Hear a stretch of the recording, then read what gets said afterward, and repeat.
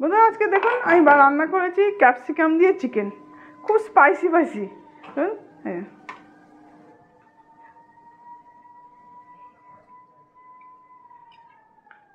যত কালারফুল হয়েছে খেতেও কিন্তু অতটাই ভালো হয়েছে।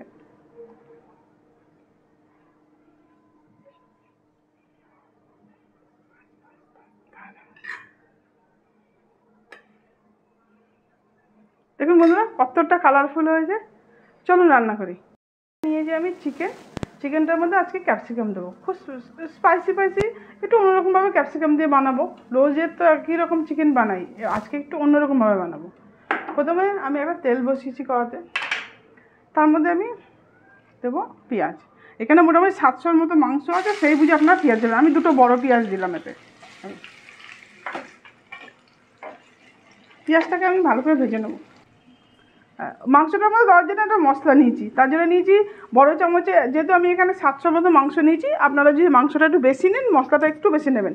বড় চামচে 1 চামচ ধনে, 1 চামচ মৌরি, আর ছোটো চামচে 1 চামচ জিরে নিয়েছি, আর 1/2 চামচের মতো গোলমরিচ, কয়েকটা গোটা এলাচ আর শুকনো লঙ্কা। এগুলো আমি একসঙ্গে গুঁড়িয়ে নেবো। সব এগুলো একসঙ্গে, এগুলো কিন্তু আমি ভাজিনি, এমনি কাঁচায় এগুলোকেই একসঙ্গে গুঁড়িয়ে নেবো। দেখুন পেঁয়াজটা ভাজা হয়ে গেছে। এবার আমি দেবো 1 চামচ আদা রসুন বাটা, 1 চামচ ভর্তি।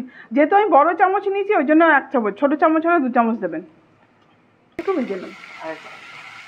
এবার এটাকে একটু হালকা করে একটু ভেজে নেব। একটু ভাজা, আর একটু ভাজা হয়ে গেল। এই পর্যায়ে আমি মাংসটাকে দিয়ে দেবো। মাংসটাকে এই তেলের উপর একটু ভেজে নেবো, যতক্ষণ না মাংসটা এই কালারটা চেঞ্জ হচ্ছে ততক্ষণ মাংসটাকে এভাবে নাড়তে থাকবে। 5-7 মিনিট লাগবে এরকম। দেখুন মাংস কালারটা চেঞ্জ হয়ে গেছে। এই পর্যায়ে আমি দেবো মিডিয়াম সাইজের 2টো কেটে রাখা টমেটো, আর দেবো 1/2 বাটির মতো দই। এই পর্যায়ে আমি নুন দিয়ে দেবো। এই পর্যায়ে আমি দিয়ে দেবো নুন। এগুলো ভালো করে মিশিয়ে নেব। বন্ধুরা আপনাদের যদি আমার ভিডিওটা ভালো লাগে লাইক করবেন, সাবস্ক্রাইব করবেন, কমেন্ট করবেন, শেয়ার করবেন। একটুখানি নেড়ে নিলাম। এবার আমি গ্যাসের ফ্লেমটা একদম স্লো করে দেবো, যতক্ষণ না টমেটোগুলো গলে যাবে ততক্ষণ। নুনও দিয়ে দিলাম। এবার আমি গ্যাসের ফ্লেমটা স্লো করে এবার চাপা দিয়ে রাখবো, একটু পরে পরে নাড়বো, অন্তত 5-7 মিনিট থাক। তারপর 5-6 মিনিট পর দেবো। এরকম হয়েছে, কত জল বেরিয়ে গেছে চিকেনটা থেকে, প্রচুর জল বেরিয়ে গেছে। এই জলেতেই চিকেনটা হবে, এতে আমি আর জল দেবো না। টমেটোগুলো এখনও গলেনি ভালো করে, ওই জন্য আরেকটু চাপা দিয়ে রাখবো যতক্ষণে টমেটোটা গলে যাবে। দেখো বন্ধুরা মাংসটা মোটামুটি 20 মিনিট হয়ে গেছে, টমেটোগুলোও গলে গেছে। জল কিন্তু দিইনি, টমেটোর জল আর চিকেনের জল এটা। এই পর্যায়ে আমি যে মশলাটা গুঁড়িয়েছিলাম না, এই মশলাটাকে দেবো। এবার যে দেবো হলুদ, আন্দাজ মতো হলুদ, তখন আমি হলুদটা দিইনি। আর দেবো একটু কালারের জন্য কাশ্মীরি লঙ্কা গুঁড়ো। ঝালটা আপনারা কিন্তু বুঝে দেবেন, আমি কিন্তু ঝাল লঙ্কা দিলাম না, যেহেতু লাল লঙ্কা গুঁড়িয়েছি ওর সঙ্গে। এবার এগুলো একসঙ্গে গ্যাসের ফ্লেমটা একটু হাই করে দিলাম। এবার ঠিক আছে, এতে আমি আলাদা জল ইউজ করবো না। মাংসটা মোটামুটি সেদ্ধ হয়ে গেছে, 20-25 মিনিট তো হয়ে গেছে। এই পর্যায়ে আমি ওই যে একটা বড় ক্যাপসিকাম নিয়েছি, অর্ধেকটা নিয়েছি, যদি ছোটো ক্যাপসিকাম হয় গোটা দিয়ে দেবেন অল্প করে।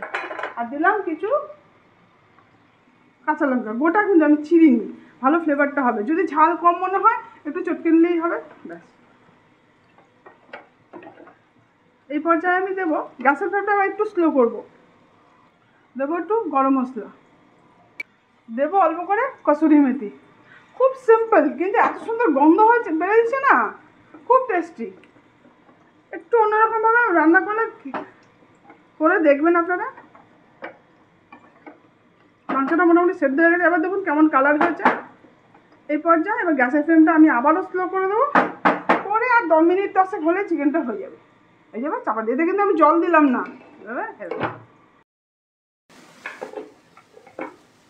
দেখুন বন্ধুরা মাংসটা কালার কেমন হয়েছে, ক্যাপসিকামগুলো দেখুন, মোটামুটি মাংসটা হয়েই এসছে। খুব গরম। না দিয়ে দেখাই, মাংস বোনাতে হয়েই গেছে, আর 5 মিনিট থাক। দেখুন বন্ধুরা কত কালারফুল হয়েছে, আর কসুরি মেথি দেওয়াতে গন্ধটাও খুব সুন্দর উঠেছে। আমরা তো নর্মাল মাংস রোজই রান্না করি, এক একদিন এক এক রকম রান্না করলে টেস্টটাও পাল্টায় মুখে, খেতেও ভালো লাগে। আর 5 মিনিট হোক, হয়ে যাবে মাংসটা। খুব spicy and tasty chicken, capsicum দিয়ে চাপা দিয়ে রাখা 5 মিনিট থাক। তোর মতো হয়ে গেল আমার চিকেন রান্নাটা, ক্যাপসিকাম দিয়ে চিকেন। এই যে কসুরি মেথি দিয়েছি, খুব সুন্দর গন্ধ বেরোচ্ছে দেখুন।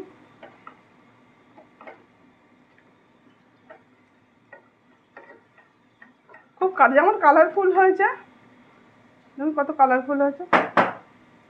গ্যাসের ফ্লেমটা দিলাম বন্ধ করে, হয়ে গেল আমার স্পাইসি ক্যাপসিকাম চিকেন। বন্ধুরা আপনারা এভাবে একদিন রান্না করুন, খান, যদি ভালো লাগে আমাকে কমেন্ট করে জানাবেন।